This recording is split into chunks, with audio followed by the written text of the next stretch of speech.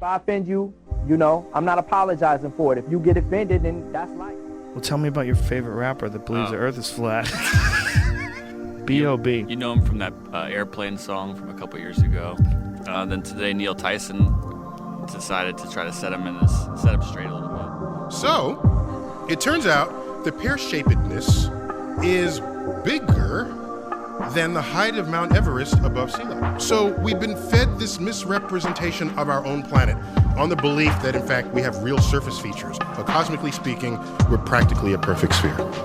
Look at the stars and picture this. Picture a world with an edge that don't spin or twist. Close your eyes and envision this. A flat world, the earth is flat, kind of ridiculous. How'd you figure this? Let me guess, sometimes reality is stranger than science fiction is. And Bobby Ray, what'd you mix in your weed today? What's your real defense that you can leap to space? Take a boat to the end and just leave this place? Are you fucking retarded, Ray? Can you read a page? Do some research before you go and tweet and rage? God damn it, I hate these dweebs with no real debate. No concrete evidence to propel the state. All these theories but no facts to compel our brains. As I sit back, relaxing as hell with saints, I watch an airplane in midair catching flames. I know it must be hard to watch a career spin off its axis and crashing planes, but all I know is looking through a telescope, I can see satellites at a massive range.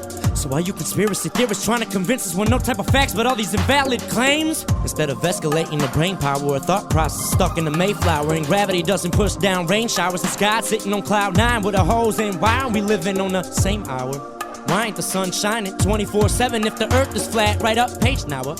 Answer that without telling me the sun's a little cute space flower.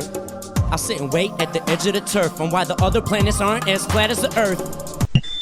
Ladies and gentlemen, due to circumstances beyond our control, we are unable to continue the broadcast from Grover's Mill.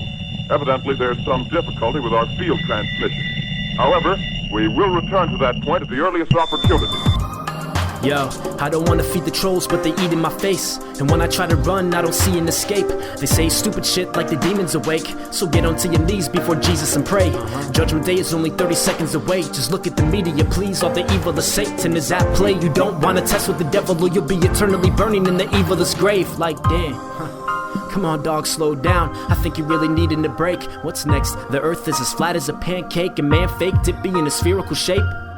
He's sitting on the edge of the earth, dangling his feet in the space, and his head in the sand. The Freemasons of the land stripped his freedom away. Explain why we in LA don't see it the same when media's reign. See, Bobby Ray, the seasons do change, but if not, what's underneath all the clay?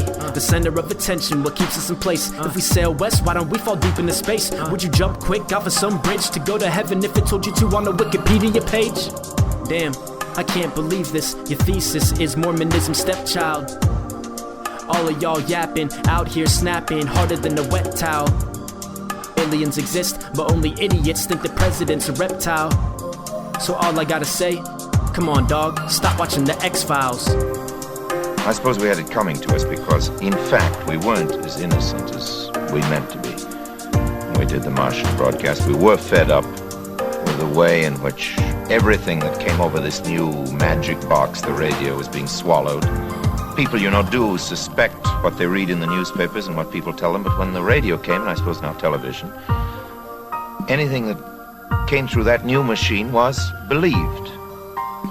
So in a way, our broadcast was an assault on credibility of that machine. We wanted people to understand that they shouldn't take any opinion pre-digested, and they shouldn't swallow everything that came through the tap, whether it was radio or not.